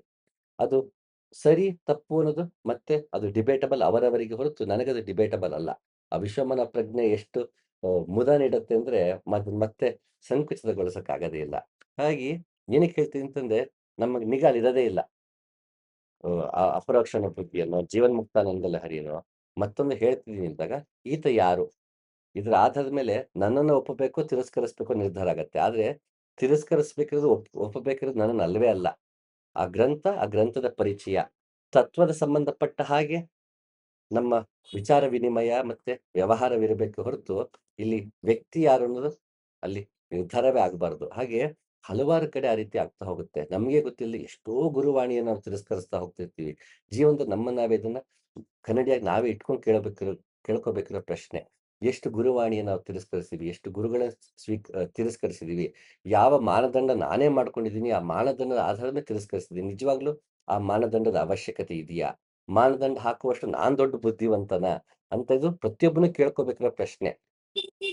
ನಾ ಯಾವಾಗ್ಲೂ ಅದೇ ಹೇಳೋದು. ಅಧ್ಯಾತ್ಮ ಅನ್ನೋದು ಕರಡಿ ಇದ್ದಾಗೆ ನಮ್ಮನ್ನ ನಾವು ತಿದ್ದುಕೊಳ್ಳಕ್ ಬೇಕಿರೋಂಥದ್ದು. ನಮ್ಮನ್ನ ನಾವು ಸಾಕ್ಷೀಭೂತನಾಗಿ ನೋಡ್ಕೊಳ್ಬೇಕಿರೋದು ಹೊರತುವೆ, ಪುಂಕಾನುಪುಂಕ ಮಾತನಾಡುವುದರಿಂದ, ಬರೀ ಗಂಟಾನುಗಟ್ಲೆ ಕಣ್ಣು ಮುಚ್ಚಿ ಧ್ಯಾನ ಮಾಡಿಬಿಟ್ಟೆ ಅನ್ನೋದ್ರಿಂದ ಆಗಲ್ಲ. ನಮ್ಮನ್ನ ನಾವು ಪ್ರತಿಕ್ಷಣ ಪರೀಕ್ಷೆ ಮಾಡ್ಕೊತಿರ್ಬೇಕು, ತಿದ್ದುಕೊಳ್ತಿರ್ಬೇಕು. ಇದು ಸತತ ಕೃಷಿ ಇದು. ಹಾಗೆ ಇಂತಹ ತಿರಸ್ಕಾರ, ಹಾಗೆ ಲೌಕಿಕ ತಿರಸ್ಕಾರ ಕೂಡ ಇರುತ್ತೆ. ಅ ನನ್ನ ಪ್ರಕಾರ ಇಂಥ ಜಾತಿಯವನು ಹೀಗೆ, ಇಂಥ ಧರ್ಮದವನು ಹೀಗೆ, ಇಂಥ ಭಾಷೆಯವನು ಹೀಗೆ, ಈ ರೀತಿಯ ಪ್ರೊಫೆಷನ್ ಅವರು ಹೀಗೆ ಅಂತ ನಾನೇ ಒಂದು ಸಂಕಲ್ಪ ಮಾಡ್ಕೋತೀನಿ. ನಾನು ಅದನ್ನ ಆ ಸಂಕಲ್ಪದಿಂದಾಗಿ ಎಷ್ಟೋ ವಿಷಯಗಳನ್ನ, ವ್ಯಕ್ತಿಗಳನ್ನ ತಿರಸ್ಕರಿಸ್ತಾ ಇರ್ತೀವಿ. ಕೆಲವರು ತಾವು ಯಾವುದೋ ಒಂದು ವಿಷಯದ ಬಗ್ಗೆ ತಾವೇನೋ ನಂಬಿಟ್ಟಿರ್ತಾರೆ. ಎಷ್ಟು ಗಾಢವಾಗಿ ಅದನ್ನ ನಂಬ್ಕೊಂಡಿರ್ತಾರೆ ಅಂದ್ರೆ, ನಿಜ ಸತ್ಯ ಹೇಳಕ್ ಹೋರೋದನ್ನ ತಿರಸ್ಕರಿಸ್ತಾ ಇರ್ತಾರೆ. ಅದು ಸಾಧ್ಯನೇ ಇಲ್ಲ. ನನಗೇನ್ ತಿಳಿದಿದೆಯೋ ಅದೇ ಸರಿ. ಅದು ಹೊರತಾಗಿ ಇನ್ನೆಲ್ಲವೂ ಸುಳ್ಳು ಅನ್ನೋ ಮಟ್ಟಿಗೆ ನಮಗೆ ಗೊತ್ತಿಲ್ಲದೆ ಒಂದು ಧೋರಣೆ ಇರುತ್ತೆ. ಅದು ನಮಗೆ ಲೌಕಿಕವಾಗಿ ಎಲ್ಲವನ್ನೂ ತಿರಸ್ಕರಿಸುತ್ತೆ. ಆಗ ನಾವು ಹೊಸದಾಗಿ ಕಲಿಯೋದಕ್ಕೆ ಸಾಧ್ಯವೇ ಆಗಲ್ಲ. ಮತ್ತೆ ಗುರುವಾಣಿಯಲ್ಲಿ ನಾವು ತಿರಸ್ಕಾರ ಅಂತ ಇಟ್ಕೊಂಡಾಗ, ಏಕಂ ಸತ್ ವಿಪ್ರ ಬಹುಧಾ ವದಂತಿ ಅಂತ ನಮಗೆ ವೇದಗಳು ಹೇಳುತ್ತೆ. ಒಂದೇ ಸತ್ಯವನ್ನ ತಿಳಿದವರು ಹಲವು ರೀತಿಯಲ್ಲಿ ಹೇಳುತ್ತಾರೆ. ಇದನ್ನ ನಾವು ರಿಮೈಂಡರ್ ಆಗಿ ಇಟ್ಕೊಂಡಿಲ್ಲ ಅಂದ್ರೆ, ಹಲವು ರೀತಿಯ ಗುರುವಾಣಿಗಳನ್ನ ನಾವು ಅಕ್ಸೆಪ್ಟ್ ಮಾಡ್ಕೊಳ್ಳಕ್ಕೆ ಆಗಲ್ಲ. ಅವ್ರೇನ್ ಹಂಗಂತಾರೆ, ಇವ್ರೇನ್ ಹಿಂಗಂತಾರೆ ಅಂತ ನಾವು ಒಂದು ಒಪ್ಕೋತೀವಿ, ತಿರಸ್ಕಾರದಲ್ಲಿರ್ತೀವಿ. ಈ ತಿರಸ್ಕಾರ ಎಷ್ಟಿರುತ್ತೆ ಅಂದ್ರೆ, ನಾವು ತಾರ್ಕಿಕವಾಗಿ ಯೋಚನೆ ಮಾಡುವಂತಹ ಗುಣವನ್ನೇ ಕಳ್ಕೊಂಡ್ಬಿಡ್ತೀವಿ. ಇದು ಹ್ಮ್, ಅಧ್ಯಾತ್ಮದಲ್ಲಿ, ಗುರುವಾಣಿಯಲ್ಲಿ ಮತ್ತೆ ಲೌಕಿಕದಲ್ಲಿ 3 ಕಡೆಯೂ ನಮ್ಮ ಆತ್ಮವಿಕಸನಕ್ಕೆ, ಮನೋವಿಕಸನಕ್ಕೆ, ನಮ್ಮ ತಾರ್ಕಿಕವಾಗಿ ಯೋಚಿಸುವ ಶಕ್ತಿಗೆ ಅದು ಅಡಚಣೆ ಆಗ್ತಾ ಹೋಗುತ್ತೆ. ಹಾಗಾಗಿ ತಿರಸ್ಕಾರ ಅನ್ನೋದು ಭಗವಂತನ ಕಡೆ ಕರ್ಕೊಂಡು ಹೋಗೋದಕ್ಕೆ ಅಡಚಣೆ ಆಗುತ್ತೆ. ಇದನ್ನ ಕಾಶ್ಮೀರಿ ಶೈವಿಸಂ ಅಲ್ಲಿ ನಿರೋಧಿಕ ಅಂತ ಕರಿತೀವಿ. ಅಂದ್ರೆ ನಮ್ಮಲ್ಲೊಂದು ಎನರ್ಜಿ ಇರುತ್ತೆ. ಆ ಎನರ್ಜಿ ಏನ್ ಮಾಡ್ತಿರುತ್ತೆ ಶಕ್ತಿ ಅಂತಂದ್ರೆ, ಯೋಗ ಮಾರ್ಗದಲ್ಲಿ ನಡೆಯುವಾಗ ಯಾವುದೇ ನಮ್ಮಲ್ಲಿ ಕಲ್ಮಶಗಳಿತ್ತು ಅಂತಂದ್ರೆ, ಯೋಗ ಮಾರ್ಗದಲ್ಲಿ ನಾವು ಮೇಲೆ ಏರ್ತಿದೀವಿ ಅನ್ನೋದಿದ್ರೆ, ಆ ನಿರೋಧಿಕ ಶಕ್ತಿ ನಮ್ಮನ್ನ ತಡೆಯುತ್ತೆ. ವಾಪಸ್ ಮತ್ತೆ ಕೆಳಗೆ ಕರ್ಕೊಂಬಂದ್ಬಿಡುತ್ತೆ. ಅದು ನಮ್ಮ ಯೋಗ ಮಾರ್ಗದಲ್ಲಿ, ಅಧ್ಯಾತ್ಮದಲ್ಲಿ, ಸಾಧನೆಯಲ್ಲಿ ಮುಂದೆ ಹೋಗೋದಕ್ಕೆ ಬಿಡೋದಿಲ್ಲ.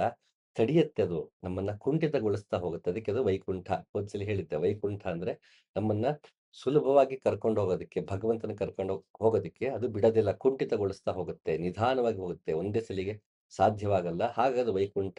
ನಾವು ಎಲ್ಲಾ ರೀತಿಯ ಕುಂಠಿತಗಳನ್ನು, ಎಲ್ಲ ರೀತಿಯ ಅಡಚಣೆಗಳನ್ನು ಎದುರಿಸಿಕೊಂಡು ಕೊನೆಗೆ ಹೋಗಿ ತಲುಪುವ ಜಾಗ ಏನಿದೆ, ಅದು ವೈಕುಂಠ.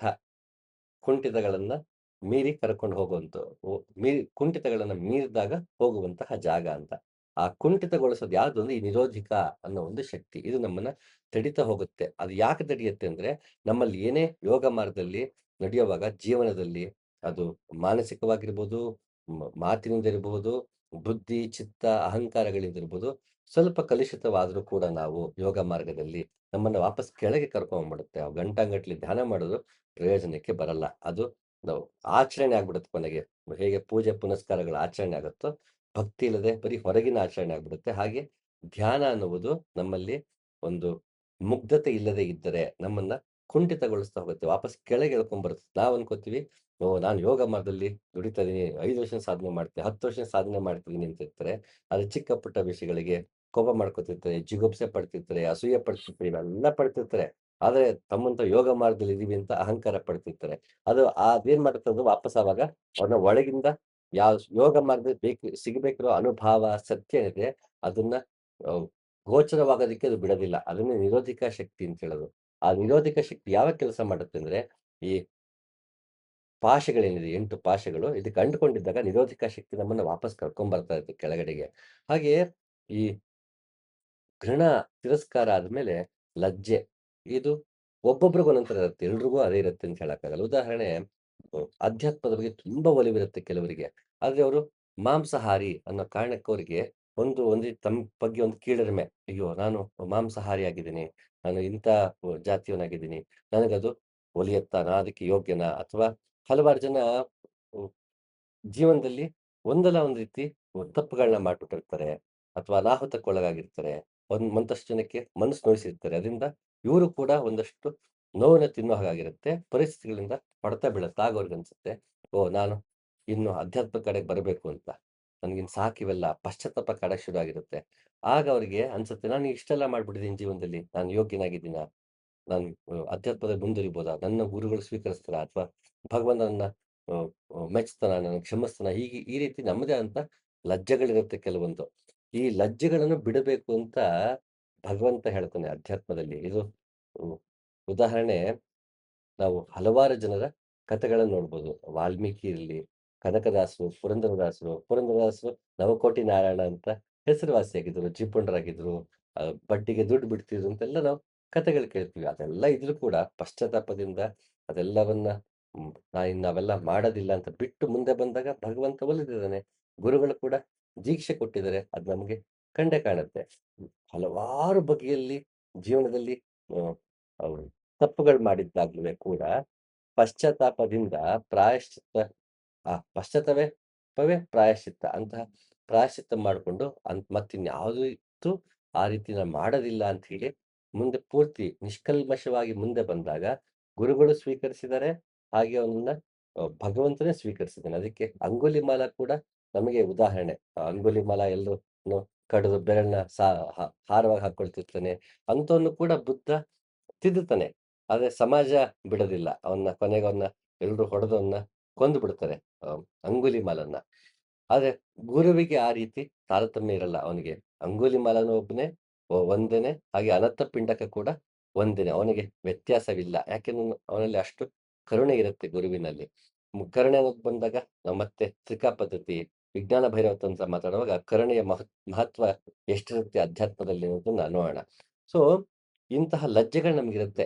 ಒಂದಲ್ಲ ಒಂದು ರೀತಿ ಕೀಳರಿಮೆ ನನಗಿರುತ್ತೆ. ನನಗೆ ಸಂಸ್ಕೃತ ಬರಲ್ಲ ಅಂತನೋ, ಅಥವಾ ನಂಗೆ ಓದಕ್ಕೆ ಬರಲ್ಲ ಅಂತನೋ, ನನಗೆ ಟೈಮ್ ಸಾಕಾಗಲ್ಲ ಅಧ್ಯಾತ್ಮದಲ್ಲಿ ಮುಂದುವರಿಯಕ್ಕೆ ಅಂತನೋ, ನಾನಾ ಕಾರಣಗಳಿಗೆ ನಾವು ತಿರಸ್ಕರಿಸ್ತಾ ಇರ್ತೀವಿ. ಇಲ್ಲಪ್ಪ ನನ್ನ ಕೈಲಿ ಆಗಲ್ಲ, ಭಗವಂತ ನನಗೆ ಒಲಿಯಲ್ವೇನೋ ಅಂತ ನಮ್ಮದೇ ಒಂದಷ್ಟು ಕೀಳರಿಮೆಗಳಿಂದ ಭಗವಂತನ ಕಡೆ ಹೋಗೋದಕ್ಕೆ ನಾವೇ ಪೋಸ್ಟ್‌ಪೋನ್ ಮಾಡ್ಕೋತಿರ್ತೀವಿ. ಅದನ್ನು ಬಿಡಿ, ಆ ಲಜ್ಜೆಯನ್ನು ಬಿಡಿ. ಅದು ಭಗವಂತನ್ ಬಿಟ್ಟಿದ್ದು. ಅವನು ಕ್ಷಮಿಸ್ತಾನೋ, ಬಿಡ್ತಾನೋ, ಅವನು ನಮ್ಮನ್ನ ಒಪ್ಕೋತಾನೋ, ಬಿಡ್ತಾನೋ ಅದು ಅವನಿಗೆ ಬಿಟ್ಟಿದ್ದೆ ಹೊರತು ನಮ್ಮ ಕೆಲಸ ಅಲ್ಲ. ಭಗವಂತನ ಜಡ್ಜ್ ಮಾಡೋದು ಅಥವಾ ಭಗವಂತ ನನ್ನ ಜಡ್ಜ್ ಮಾಡ್ತೀನಿ ಅಂತ ಯೋಚನೆ ಮಾಡೋದು ನಮ್ಮ ಕೆಲಸ ಅಲ್ಲ.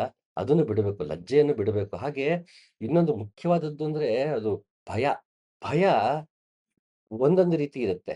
ಅದು ಲೌಕಿಕವಾಗಿ ಹಲವಾರು ಭಯ ಇರುತ್ತೆ. ಅಯ್ಯೋ! ನಾಳೆ ನಾನು ಸತ್ತೋಗ್ಬಿಟ್ರೆ, ಮತ್ತೊಂದು ಆರೋಗ್ಯ ಕೆಟ್ಟೋಗ್ಬಿಟ್ರೆ, ನಾಳೆ ಕೆಲಸ ಹೋಗ್ಬಿಟ್ರೆ, ಈ ರೀತಿಯ ಭಯಗಳಿರುತ್ತೆ. ನನ್ಗೆ ಇವತ್ತು ಇಷ್ಟೆಲ್ಲ ಅನ್ಸರ್ಟಿನಿಟಿ ಇರ್ಬೇಕಾದ್ರೆ ಜೀವನದಲ್ಲಿ ಇದನ್ನೆಲ್ಲ ಇಟ್ಕೊಂಡು ನಾನು ಅಧ್ಯಾತ್ಮ ಕಡೆ ಹೋಗಕ್ಕಾಗಲ್ಲ. ಅದಕ್ಕೆ ಅಂತ ನಾನು ಟೈಮ್ ಕೊಡ್ಬೇಕು, ಮನಸ್ಸು ಶಾಂತವಾಗಿರ್ಬೇಕು, ನನ್ ಕೈಲಾಗಲ್ಲ, ನನಗೆ ಇಷ್ಟೆಲ್ಲ ಭಯಗಳಿದೆ ಅಂತ ಕೆಲವರು ಅಧ್ಯಾತ್ಮದ ಕಡೆಗೆ ಬರೋದು ಬಿಟ್ಬಿಡ್ತಾರೆ. ಜೀವನದಲ್ಲೂ ಹೊಸದಾಗಿ ಪ್ರಯತ್ನ ಪಡೋದನ್ನ ಬಿಟ್ಬಿಡ್ತಾರೆ.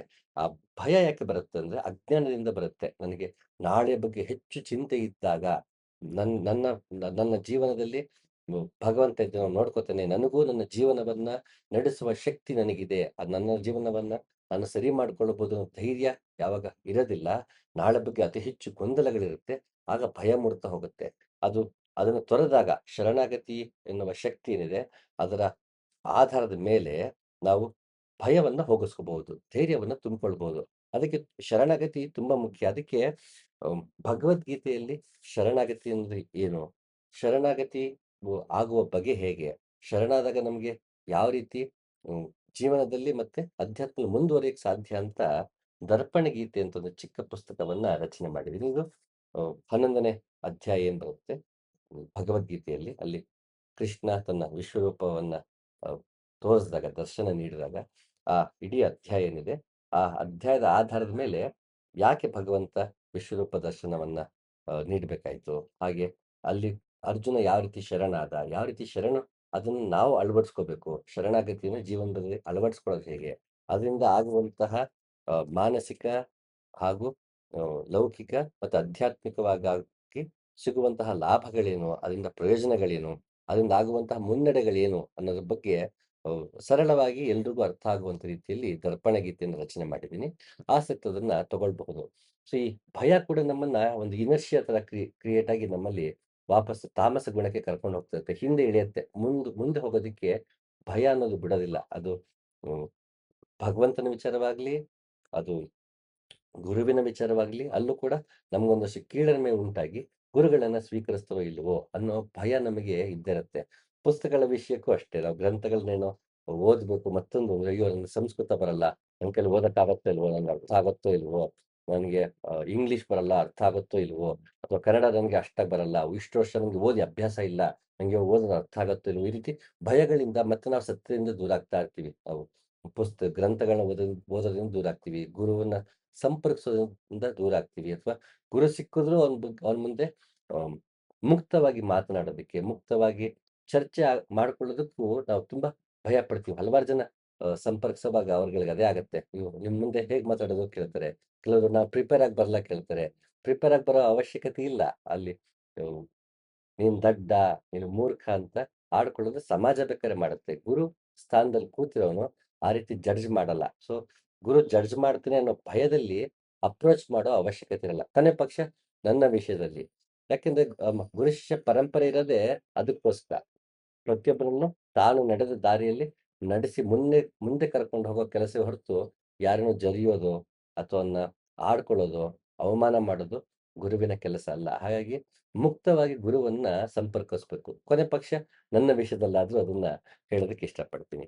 ಅದು ಮುಕ್ತವಾಗಿರ್ಬೇಕು. ಆ ಮುಕ್ತವಾಗಿ ಇದ್ದಾಗ ಜ್ಞಾನ, ಕರುಣೆ, ಯೋಗ ಮಾರ್ಗ ನಮಗೆ ಸರಾಗವಾಗಿ ಸಿಗುತ್ತೆ. ಅದು ಸಿಗೋದಕ್ಕೆ ಯಾಕೆ ಕಷ್ಟ ಆಗತ್ತೆ ಅಂದ್ರೆ ಈ ಭಯ, ಮನಸ್ಸಲ್ಲಿರುವಂತಹ ಭಯ ಈ ಅಡಚಣೆಗಳಿಗೆ ಕಾರಣವಾಗ್ತಾ ಹೋಗುತ್ತೆ. ಹಾಗೆ ಈ ಶಂಕೆ ಇದೆಯಲ್ಲ ಇದು ಭಾರಿ ವಿಚಿತ್ರವಾದದ್ದು. ಶಂಕೆ ಏನ್ ಮಾಡುತ್ತೆ ಸಾಮಾನ್ಯ, ನನಗೆ ಯಾವ್ದ್ರ ಬಗ್ಗೆನೂ ನಂಬಿಕೆ ಇಲ್ಲ ಅಂದ್ರೆ ಅದೊಂದು ತಾರ್ಕಿಕ ನಿಲುವಿಗೆ ಬರಕ್ಕೆ ಹೋಗಲ್ಲ. ಅದು ಮತ್ತೆ ಉಲ್ಟುಲ್ಟಾ ಪ್ರಶ್ನೆ ಕೇಳ್ತಾ ಚರ್ಚೆನ ಸುದೀರ್ಘಗೊಳಿಸ್ಬಿಡುತ್ತೆ ಅಥವಾ ಯಾವ್ದನ್ನು ನಮ್ದ್ರ ಹಾಗೆ ಮಾಡ್ಬಿಡುತ್ತೆ. ಈ ಶಂಕೆ ನಮಗೆ ಫೇತ್ ಕ್ರಿಯೇಟ್ ಮಾಡೋದ್ರಲ್ಲಿ ಅಡಚಣೆ ಆಗುತ್ತೆ. ಅದಕ್ಕೆ ಅ ಗುಂಡಪ್ಪ ಚೆನ್ನಾಗಂತಾರೆ.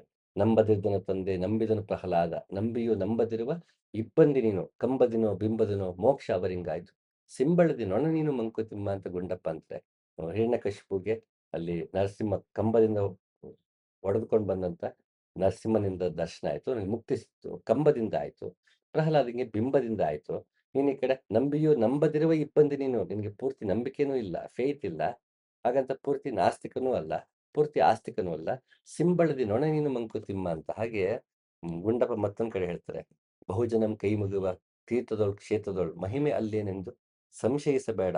ವಿಹಿತ ಗೈದವರಾರು ವಸತಿಯಂ ದೈವಕ್ಕೆ ಮಹಿಮೆ ಮನ ಸೋತಡಿಯೋ ಮಂಕುತಿಮ್ಮ ಅಂತ ಗುಂಡಪ್ಪ ಅಂತಾರೆ. ಎಲ್ಲರಲ್ಲೂ ಶಂಕೆ ನಮಗೆ. ಅಲ್ಲಿ ಹೋದ್ರೆ ಒಳ್ಳೇದಾಗ್ಬಿಡುತ್ತಾ? ಇಲ್ಲೇನೋ ಪವಾಡ ಅಂತೆ. ಅಲ್ಲಿಗೆ ಹೋಗ್ಬಿಡ್ತೀನಿ. ಇಲ್ಲಿ ಯಾರೋ ಹೋಗಿ ಬಂದಿದ್ದಕ್ಕೆ CM ಆಗ್ಬಿಟ್ರಂತೆ. ನಾನು ಅಲ್ಲಿಗೆ ಹೋಗ್ತೀನಿ. ಅಲ್ಲೂ ಮತ್ತೆ ಡೌಟು. ನನಗದಾಗತ್ತಾ? ಇಲ್ವಾ? ಹೀಗೆ ಶಂಕೆಯಲ್ಲೇ ಹೋಗ್ತಿರ್ತೀವಿ. ಎಷ್ಟು ದಿನ ನಮಗೆ ಶಂಕೆ ಇರುತ್ತೆ, ಅಲ್ಲಿ ಫೇತ್ ಬರಲ್ಲ. ಫೇತ್ ಬರಬೇಕು ಅಂದ್ರೆ ನಮಗೆ ಶಂಕೆ ಹೋಗ್ಬೇಕು. ಇದು ನಮ್ಮನ್ನ ಗುರುವಾಣಿಯನ್ನ ಪಡೆಯೋದ್ರಲ್ಲೂ ಅಡಚಣೆ ಆಗುತ್ತೆ. ಭಗವಂತನನ್ನ ಅಪ್ರೋಚ್ ಮಾಡೋಕ್ಕೂ ಶಂಕೆ ಆಗತ್ತೆ. ಯೋಗ ಮಾರ್ಗ ನಡೆಯೋಕ್ಕೂ ಶಂಕೆ ಆಗತ್ತೆ. ಇದು ಈ ಶಂಕೆ ನಮ್ಮನ್ಗೆ ಅಡಚಣೆ ಮಾಡ್ತಿರುತ್ತೆ. ಹಾಗೆ ಇದನ್ನು ಕೂಡ ನಾವು ಕಳಚ್ಕೊಳ್ಬೇಕು. ಹಾಗೆ ಜಿಗುಪ್ಸೆ ತುಂಬಾ ವಿಶೇಷವಾದ್ದು. ಆಧ್ಯಾತ್ಮಕ್ಕೆ ಬರಬೇಕು ಅಂದ್ರೆ ಜಿಗುಪ್ಸೆ ಕಾರಣ ಮಾಡ್ಕೋತೀವಿ. ಜೀವನದಿಂದ ಜೀವನ ಎಲ್ಲ ಸಾಕಾಯ್ತಪ್ಪ ಅಂತ ಅನ್ಕೊಂಡು ಜೀವನ ಬೇಡ ಇನ್ನು ಅಂತ ಜಿಗುಪ್ಸೆಯಿಂದ ಅಧ್ಯಾತ್ಮಕ್ಕೆ ಬರ್ತೀವಿ. ಅಲ್ಲಿ ಬಂದಾಗ ಮತ್ತೆ ನಾವು ಸಂಸಾರಗಳಿಗೆ ಬೈತಾ ಇರ್ತೀವಿ. ನೋಡಿ ಎಲ್ಲ ಸಂಸಾರದಲ್ಲಿದ್ದೆ ಈಗ ಬಿಟ್ಟು ಬಂದ್ಬಿಟ್ಟೆ. ಅವ್ರಿನ್ನು ಬಿಟ್ಟು ಬಂದಿಲ್ಲ ಅಂತ ಮತ್ತೆ ಇನ್ನೊಬ್ಬರ ಕಡೆಗೆ ಬೆರಳು ಮಾಡ್ತಿರ್ತೀವಿ. ಇನ್ನೊಬ್ಬರ ಕಡೆಗೆ ನಿಗಾ ಅವ್ರನ್ನ ತಿರಸ್ಕರಿಸ್ತಾ ಇರ್ತೀವಿ. ಆದ್ರೆ ನಾನು ಒಳಮುಖಿ ಆಗದೇ ಇಲ್ಲ. ನಾನ್ ಮುಂಚೆ ಹಂಗಿದ್ದೆ ಸಾರ್. ಈಗ ಆಧ್ಯಾತ್ಮಕ್ಕೆ ಬಂದ್ಬಿಟ್ಟು ಎಲ್ಲ ಬಿಟ್ಬಿಟ್ಟಿದ್ದೀನಿ. ನಮ್ಮ ಮನೆ ಜನ ಇನ್ನೂ ಬಂದಿಲ್ಲ. ಅವ್ರು ಬಂದಿಲ್ಲ, ಇವ್ರು ಬಂದ ನನ್ನ ಫ್ರೆಂಡ್ಸ್ ಯಾವಾಗಲೂ ಅದೇ ಮಾತಾಡ್ತಿರ್ತಾರೆ ಅಂತ ಎಲ್ರನ್ನೂ ತಿರಸ್ಕರಿಸ್ತಾ ಇರ್ತೀವಿ. ನಾವು ಶ್ರೇಷ್ಠ ಆಗ್ಬಿಟ್ಟಿದೀವಿ. ಅಧ್ಯಾತ್ಮಕ್ಕೆ ಬಂದು ನಾನು ಉದ್ಧಾರ ಆಗ್ಬಿಟ್ಟೆ, ನಾನು ಒಳ್ಳೆಯವನಾಗ್ಬಿಟ್ಟೆ, ನಾನು ಪವಿತ್ರನಾಗ್ಬಿಟ್ಟೆ, ನಾನು ಶ್ರೇಷ್ಠನಾಗ್ಬಿಟ್ಟೆ ಮತ್ತೆ ಅಹಂಕಾರ ಬರುತ್ತೆ. ಯಾಕೆ? ಇನ್ನೊಬ್ಬರ ಬಗ್ಗೆ ಎಲ್ಲ ಜಿಗುಪ್ಸೆ. ಸಂಸಾರದ ಬಗ್ಗೆ ಜಿಗುಪ್ಸೆ. ಇನ್ನು ಸಂಸಾರದಲ್ಲಿ ಇದ್ದವನಿಗೆ ಸಂಸಾರ ಅಧ್ಯಾತ್ಮ ಕಡೆಗೆ ಬಂದಿಲ್ಲ ಅಂದ್ರೆ ಅಧ್ಯಾತ್ಮ ಬಗ್ಗೆನೇ ಜಿಗುಪ್ಸೆ. ಅದ್ರಲ್ಲಿ ಏನಿದೆ? ಎಲ್ರು ಸುಮ್ನೆ ಅಧ್ಯಾತ್ಮ ಅನ್ಕೊಂಡು ಮಾಡ್ತಿರ್ತಾರೆ. ಧ್ಯಾನ ಅಂತಿರ್ತಾರೆ. ಇನ್ಯಾರು ಬರೀ ಬುಕ್ ಓದ್ತಿರ್ತಾರೆ. ಎಲ್ಲೆಲ್ಲೋ ಸುತ್ತಾಡ್ಕೊಂಡ್ ಬರ್ತಿರ್ತಾರೆ. ದೇವ್ರೇನ್ ಕಾಣಿಸ್ಬಿಟ್ಟ ಅದ್ರಿಂದ ಏನ್ ಪ್ರಯೋಜನ ಅಂತ ಅಧ್ಯಾತ್ಮದ ಬಗ್ಗೆನೇ ಜಿಗುಪ್ಸೆ ಇರುತ್ತೆ. ಅದ್ರ ಬಗ್ಗೆ ಹೋಗಕ್ಕೆ ಹೋಗಲ್ಲ. ಈ ಎರಡೂ ಇದೆಯಲ್ಲ, ಜೀವನದ ಬಗ್ಗೆ ಜಿಗುಪ್ಸೆ, ಅಧ್ಯಾತ್ಮದ ಬಗ್ಗೆ ಜಿಗುಪ್ಸೆ. ಈ ಎರಡು ನಮ್ಮನ್ನ ಜೀವನದಲ್ಲಿ ಶಾಂತಿ ನೆಮ್ಮದಿಯಿಂದ ಬದುಕೋದಕ್ಕೆ ಬಿಡದೇ ಇಲ್ಲ. ಅದು ಇನ್ನೊಬ್ರ ಕಡೆಗೆ ಬೆರಳು ಮಾಡಿಸಿರುತ್ತೆ. ಜಿಗುಪ್ಸೆ ಅನ್ನೋದು ಇನ್ನೊಬ್ರ ಕಡೆಗೆ ಬೆರಳು ಮಾಡಿಸಿರುತ್ತೆ. ನನ್ನ ಕಡೆ ಬೆರಳು ಮಾಡ್ಕೊಳ್ಳಕ್ಕೆ ಬಿಡಲ್ಲ. ಗ್ರಹಗತಿಗಳು ತಪ್ಪು ಅಂತೀವಿ, ಫ್ರೆಂಡ್ಸ್ ತಪ್ಪು ಅಂತೀವಿ, ನಮ್ದವ್ರು ಮೋಸ ಮಾಡ್ದ ಅಂತೀವಿ. ನನ್ನ ತಪ್ಪು ಯಾವ್ದು ಅಂತ ಹೇಳ್ಕೊಳಕ್ಕೆ ಹೋಗಲ್ಲ. ಈ ಉದಾಹರಣೆ, ದಾರಿ ನಡೀತಾ ಹೋಗ್ಬೇಕಾದ್ರೆ ದಾರಿ ಮುಳ್ಳ ಮೇಲೆ ಕಾಲಿಟ್ಬಿಡ್ತೀವಿ. ನಾವು ಏನ್ ಹೇಳ್ತೀವಿ? ಮುಳ್ಳು ಚುಚ್ತು ಅಂತೀವಿ. ಆದ್ರೆ ಮುಳ್ಳು ಚುಚ್ಚಲ್ಲ. ಮುಳ್ಳು ಇದ್ದಲ್ಲೇ ಇತ್ತು. ನಾನು ಅದ್ರ ಮೇಲೆ ಕಾಲಿಟ್ಟಿದ್ದು. ಆದ್ರೆ ಹೇಳೋದು ಮುಳ್ಳು ಚುಚ್ತು ಅಂತ. ಕಲ್ಲು ಹೊಡೀತು ಅಂತೀವಿ. ಕಲ್ಲು ಹೊಡಿಯಲ್ಲ. ನಾವು ನಡ್ಕೊಂಡು ಹೋಗ್ಬೇಕಾದ್ರೆ ಕಲ್ಲು ಮೇಲೆ ನಾವು ತಾಕ್ತೀವಿ. ಕಲ್ಲು ಅ, ಕಾಲು ಹೊಡೀತು ಅಂತ. ಬಟ್ ಕಾಲು ಕಲ್ಲಿದ್ದಲ್ಲೇ ಇತ್ತು. ಕಾಲು ಆ ಕಡೆ ನಡ್ಕೊಂಡು ಹೋಗಿದ್ದು. ನಾವು ನಡ್ಕೊಂಡು ಹೋಗಿದ್ದು. ಆಗ ಕಾಲಿಗೆ ಅದು ಕಲ್ಲು ತಾಕಿದೆ. ಬಟ್ ನಾವು ಹೇಳೋದು ಕಲ್ಲು ಹೊಡೀತು, ಮುಳ್ಳು ಚುಚ್ತು. ನಾವು ಇನ್ನೊಬ್ಬರ ಮೇಲೆ ತಪ್ಪು ಹಾಕೋದಕ್ಕೆ ಹೋಗ್ತೀವಿ. ನಮ್ಮ ತಪ್ಪು ಒಪ್ಕೊಳ್ಳೋಕೆ ಹೋಗೋದಿಲ್ಲ. ಇದು ಯಾಕೆ ಈ ಭಾವ ಬಂದಾಗ ಏನಾಗತ್ತೆ? ನಮಗೆ ಜಿಗುಪ್ಸೆ ಮೂಡೋಕೆ ಶುರು ಆಗುತ್ತೆ. ಜಿಗುಪ್ಸೆ ಬಂತು ಅಂದ್ರೆ ನಾವು ವ್ಯಕ್ತಿ ವಿಕಸನ ಆಗದೇ ಇಲ್ಲ. ಬರೀ ಇನ್ನೊಬ್ಬರ ತಪ್ಪು ಅಂತಿರ್ತೀವಿ. ನಮ್ಮ ನ್ಯೂನತೆಗಳ ಕಡೆಗೆ ನಾವು ಗಮನ ಕೊಡಲ್ಲ. ನಮ್ಮ ನ್ಯೂನತೆಗಳ ಕಡೆ ಗಮನ ಕೊಟ್ಟಿಲ್ಲ ಅಂದ್ರೆ ಸತ್ಯ ದರ್ಶನ ಸಾಧ್ಯವೇ ಆಗಲ್ಲ.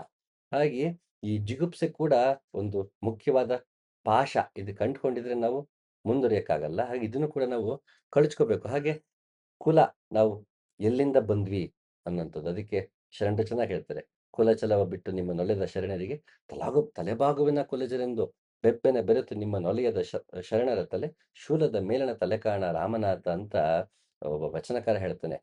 ನಾವು ಕುಲಚಲವನ್ನ ಬಿಡಬೇಕು. ಇಲ್ಲಿಂದ ಬಂದೆ, ನಾನು ರಾಜನಾಗಿದ್ದೆ ಶರಣ ಆದೆ, ನಾನು ಶ್ರೀಮಂತ ಆಗಿದ್ದೆ ಶರಣ ಆದೆ, ನಾನು ಪಂಡಿತನಾಗಿದ್ದೆ ಶರಣ ಆದೆ ಅಂದ್ರೆ ಅಲ್ಲಿ ಮತ್ತೆ ಶರಣಾಗತಿ ಅನ್ನೋದು ಆಗದೇ ಇಲ್ಲ. ಕುಲಚಲವನ್ನ ಬಿಡಬೇಕು. ಅದಕ್ಕೆ ಸರ್ವಜ್ಞ ಚೆನ್ನಾಗಿ ಹೇಳ್ತಾನೆ.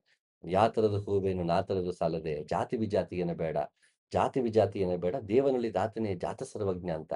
ಹಾಗೆ ನಾವು ಆ ಕುಲಛಲವನ್ನ ಬಿಡಬೇಕು. ಕುಲಛಲವನ್ನ ಬಿಟ್ಟಿಲ್ಲ ಅಂದ್ರೆ ನಾವು ಮುಂದುವರಿಯಕ್ಕಾಗಲ್ಲ. ಯಾಕೆ ಅಂದ್ರೆ, ಉದಾಹರಣೆ ಸತ್ಯಕಾಮನ ನೋಡಿ. ಅವನು ಜಾತಿ ಕೇಳಲ್ಲ, ಏನನ್ನೂ ಕೇಳಲ್ಲ ಗುರು. ನೀನು ಯಾವುದು? ನಿನ್ನ ತಂದೆ ಯಾರು?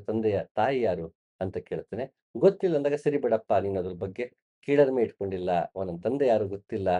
ಹಾಗಾದ್ರೆ ಗುರುಗಳನ್ನ ಸ್ವೀಕರಿಸಲ್ಲ ಅಂತ ಅಂದ್ಕೊಳಕ್ ಹೋಗಲ್ಲ. ಇರೋದನ್ನೇ ಬಂದು ಹೇಳ್ತಾನೆ. ನನ್ನ ತಂದೆ ಯಾರು ಅಂತ ಗೊತ್ತಿಲ್ವಂತೆ, ಅಮ್ಮನ್ ಕೇಳಿದೆ ಅಂದಾಗ.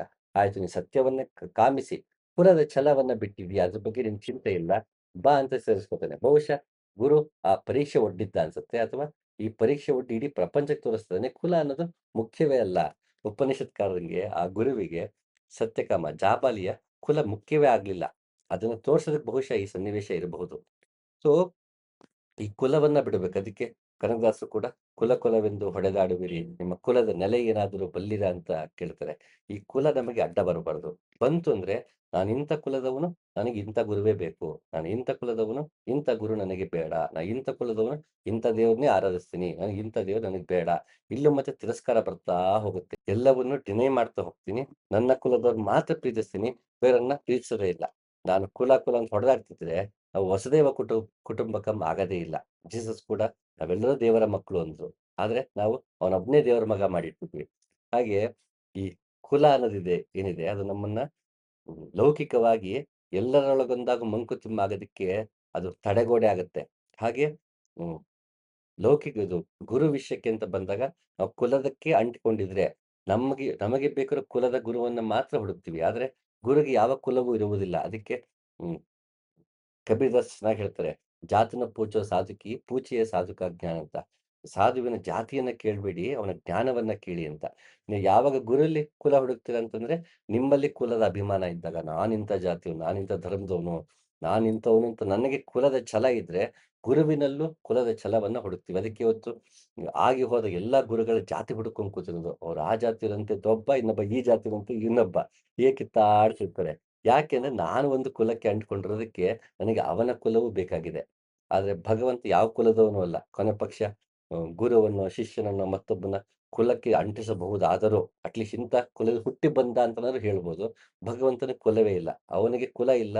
ಆತ್ಮಕ್ಕೂ ಯಾವುದೇ ಕುಲ ಇಲ್ಲ. ಈ ದೇಹದಲ್ಲಿ ಬಂದಿದ್ದೀವಿ, ಅದಕ್ಕೊಂದು ಸಮಾಜ ಒಂದಷ್ಟು ಎಲ್ಲ ರೀತಿಯ ಡಿವಿಷನ್ಸ್ ಮಾಡ್ಕೊಂಡಿದೆ. ಎಲ್ಲಾ ಧರ್ಮದಲ್ಲೂ ಒಂದಲ್ಲ ಒಂದು ರೀತಿ ಡಿವಿಷನ್ಸ್ ಆಗ್ಬಿಟ್ಟಿದೆ. ಆ ಡಿವಿಷನ್ಸ್ ನಾವು ಅಂಟ್ಕೊಂಡ್ಬಿಡ್ತೀವಿ. ಆದ್ರೆ ಮೂಲದಲ್ಲಿ ಆತ್ಮಕ್ಕೆ ಯಾವ ಕುಲವೂ ಇಲ್ಲ. ಭಗವಂತನು ಯಾವ ಕುಲ ಇಲ್ಲದೆ ಇರುವುದರಿಂದ ನಾವು ಕುಲವನ್ನು ಕೂಡ ಬಿಡಬೇಕು. ಆಗ ಮಾತ್ರ ನಿಜವಾದ ಶರಣ ಆಗ್ತಾನೆ. ಮತ್ತೆ ಶೀಲ, ಈ ಶೀಲ ಅಂತಂದ್ರೆ ನನ್ನ ಬಗ್ಗೆ ಒಂದು ಹಿರಿಮೆ ಇರುತ್ತೆ. ಸಾಮಾನ್ಯ ನನ್ನ ಜೊತೆಗೆ ಹೆಚ್ಚಾಗಿರೋದು ಆದದ್ದು. ಏನಂತಂದ್ರೆ ಅ, ನೀವು ವಯಸ್ಸಲ್ಲಿ ಚಿಕ್ಕೋರು, ನಿಮ್ಮನ್ನ ನಾನು ಗುರು ಅಂತ ಕರೆಯಕ್ಕಾಗಲ್ಲ ಅಂತಾರೆ ಕೆಲವರು. ಇಷ್ಟು ಚಿಕ್ಕ ವಯಸ್ಸಿಗೆ ಇಷ್ಟಲ್ಲಿ ಹೆಂಗ್ ತಿಳ್ಕೊಂಡ್ರಿ ಅಂತಾರೆ. ನನಗೆ ಯಾವ ಅಭಿಮಾನವೂ ಇಲ್ಲ. ನನಗೆ ಅನಿಸಿಕೆಯೂ ಇಲ್ಲ. ನಾನು ತುಂಬಾ ತಿಳ್ಕೊಂಡಿದ್ದೀನಿ ಅನ್ನೋದು ನನಗಿಲ್ಲ. ಆದ್ರೆ ನಂದು ಶಿಶುನಾಳ ಶರೀಫರ ಗುರು ಶಿಷ್ಯ ಪರಂಪರೆಯಲ್ಲಿ ಈಗ ಗುರು ಸ್ಥಾನದಲ್ಲಿ ಕೂತಿರೋದ್ರಿಂದ ಆ, ಗುರುವಾಗಿ ವ್ಯವಹರಿಸುವುದು ಅವಶ್ಯಕತೆ ಇರುತ್ತೆ. ಆದ್ರೆ ಅಲ್ಲಿಗೆ ಅಪ್ರೋಚ್ ಮಾಡಿದಾಗ ಆ, ಗುರು ಮಾರ್ಗ ನಡಿಬೇಕು, ಧ್ಯಾನ ಕಲಿಬೇಕು ಅಂತನೋ, ಗ್ರಂಥಗಳನ್ನ ಪರಿಚಯ ಮಾಡ್ಕೊಳ್ಬೇಕು ಅಂತ ನನ್ನ ಸಂಪರ್ಕಕ್ಕೆ ಅಂತ ಬಂದಾಗ ಹಲವಾರು ಜನಕ್ಕೆ ಆ ಸಮಸ್ಯೆ ಆಗುತ್ತೆ. ನೀವು ವಯಸ್ಸಲ್ಲಿ ಚಿಕ್ಕವರು ಅಂತ ಶುರು ಮಾಡ್ತಾರೆ. ಆದ್ರೆ ಅಧ್ಯಾತ್ಮಕ್ಕೆ ಅಂತ ಬಂದ್ಮೇಲೆ ಆತ್ಮಕ್ಕೆ ಯಾವ ವಯಸ್ಸು ಇಲ್ಲ, ಸಾಧನೆಗೆ ಯಾವ ವಯಸ್ಸು ಇಲ್ಲ. ಆದ್ರೆ ನಾವು ಅದನ್ನ ಇಟ್ಕೊಳ್ತೀವಿ. ಶೀಲದಿಂದ ನೋಡ್ತೀವಿ. ನನಗಿಂತ ವಯಸ್ಸಿಗೆ ಚಿಕ್ಕವರು, ಇಷ್ಟು ಬೇಗ ಸಾಧನೆ ಮಾಡ್ಬಿಟ್ರಾ ಅಂತ ಹೊಟ್ಟೆ ಉರಿ ಪಡ್ಕೊಳ್ಳೋರು ಇರ್ತಾರೆ. ಇಷ್ಟು ಚಿಕ್ಕವನಿಗೆ ಹೆಂಗಾಗಕ್ ಸಾಧ್ಯ ಅಂತ ಸಂಶಯ ಪಡೋರು ಇರ್ತಾರೆ. ಆದ್ರೆ ಯೋಗ ಮಾರ್ಗದ ಜೊತೆಗೆ ನಡೆದಾಗ ಅದು ತಾನಾಗೆ ಅರಿವಾಗ್ತಾ ಹೋಗುತ್ತೆ. ಆತ್ಮಕ್ಕೆ ಯಾವ ವಯಸ್ಸು ಇಲ್ಲ. ಆತ್ಮಕ್ಕೆ ಇತಿಮಿತಿ ಇಲ್ಲ ಸಾಧನೆಗೆ. ಅದು ಜನ್ಮ ಜನ್ಮಾಂತರಗಳಿಂದ ನಡೆದು ಬಂದ ಸಾಧನೆ ಅದು ಮುಂದೆ ಕ್ಯಾರಿ ಫಾರ್ವರ್ಡ್ ಆಗ್ತಿರುತ್ತೆ ಅನ್ನೋದು ಯೋಗ ಮಾರ್ಗ ನಡೀತಾ ನಡೀತಾ ಗುರು ಮಾರ್ಗದಲ್ಲಿ ನಡೆಸುವಾಗ ಗೊತ್ತಾಗ ಹೌದು ಈ ವ್ಯಕ್ತಿ ಯೋಗ ಮಾರ್ಗದಲ್ಲಿ ನಡೆದಿದ್ದಾನೆ. ಆ ಯೋಗ ಮಾರ್ಗದಲ್ಲಿ ನಡೆದಿದ್ದಕ್ಕೆ ಅವನಿಗೆ ಆ ಅನುಭವ ಆಗಿದೆ. ಅದಕ್ಕೆ ಆ ಅನುಭವ ನನಗೆ ದಾಟಿಸೋಕೆ ಸಾಧ್ಯ ಆಗಿದೆ ಅನ್ನೋದು ವ್ಯವಹಾರದಿಂದ, ಒಡನಾಟದಿಂದ, ಸಂಪರ್ಕದಿಂದ ತಾನಾಗೆ ಅದು ರಿಯಲೈಸ್ ಆಗ್ತಾ ಹೋಗೋದು. ಆರಂಭದಲ್ಲಿ ಸಂಶಯ, ಈ ಶೀಲವೆಲ್ಲ ಬರೋದು ಸಹಜವೇ. ಅದು ಸದ್ಯಕ್ಕೆ ನನ್ನ ಉದಾಹರಣೆ ಕೊಡ್ತೀನಿ ಹೊರತು ಹಲವಾರು ಜನಕ್ಕೆ ಆ ರೀತಿಯ ಸಂಶಯಗಳು ಆಗಿದ್ದೇ ಇರುತ್ತೆ. ಅದಕ್ಕೆ ನಾವು ಎಷ್ಟೋ ಕಥೆಗಳು ಕೇಳ್ತೀವಿ. ಗುರುಗಳು ಬೇಕಂತ ಅಲ್ಲಮ್ಮ ನೋಡೋದಕ್ಕೆ ಒಂದು ರೀತಿ ಭಿಕಾರಿಯಾಗಿ ಅವ್ನು ತಲೆಯೆಲ್ಲ ಪರ್ಚ್ಕೊಂಡು ಒಂಥರ ಭಿಕ್ಷುಕನಾಗಿ ಬಂದು ಪರೀಕ್ಷೆ ಮಾಡೋದು. ಹೀಗೆ ಹಲವಾರು ಕಥೆಗಳನ್ನ ನಾವು ಕೇಳ್ತಾ ಹೋಗ್ತೀವಿ. ಗುರುಗಳು ಯಾವ ರೀತಿ ಪರೀಕ್ಷೆ ಮಾಡೋದು ಅಂತ. ಯಾಕೆ ಅಂದ್ರೆ ನೀನ್ ಇದಕ್ಕೆಲ್ಲ ಅಂಟ್ಕೊಂಡಿದ್ದೀಯಾ ಅಂತ ಪರೀಕ್ಷೆ ಮಾಡೋದಕ್ಕೆ. ಅದನ್ನ ನೀ ಅಂಟ್ಕೊಳ್ಳೋದಿದ್ರೆ ಅದನ್ನ ಬಿಡಿಸೋದಕ್ಕೆ. ನೋಡು ಇಂಥವೆಲ್ಲ ನೋಡ್ಬಾರ್ದು ನೀನು. ಗುಣ, ಈ ಶೀಲ, ಲಜ್ಜೆ, ಸಂಶಯ ಇಂಥವೆಲ್ಲ ಬಿಡಬೇಕು ಅಂತ ಅದನ್ನ ಹೇಳಿಕೊಡಕ್ಕೆ ಹಲವಾರು ಕಥೆಗಳು ನಾವು ಗುರುಗಳು ಬೇರೆ ವೇಷದಲ್ಲಿ ಬಂದು ಆ ಶಿಷ್ಯನನ್ನ ಪರೀಕ್ಷೆ ಮಾಡಿದ್ರು ಅನ್ನೋ ಕಥೆಗಳನ್ನ ನಾವು ಕೇಳ್ತಾ ಹೋಗ್ತೀವಿ. ವಿವೇಕಾನಂದರು ಕೂಡ ಆರಂಭದಲ್ಲಿ ಪರಹಂಸರನ್ನ ಆದಾಗ ಅವರಲ್ಲೂ ಕೂಡ ಲಜ್ಜೆ ಇತ್ತು, ಶೀಲ ಇತ್ತು. ಅವು ಒಂದೊಂದೇ ಕಳಚ್ಕೊಳ್ತಾ ಹೋಯ್ತು. ಪರಮಹಂಸರ ಸಹವಾಸದಿಂದ ಒಂದನ್ನ ಕಳ್ಚ್ಕೊಳ್ತಾ ಹೋಗ್ತು.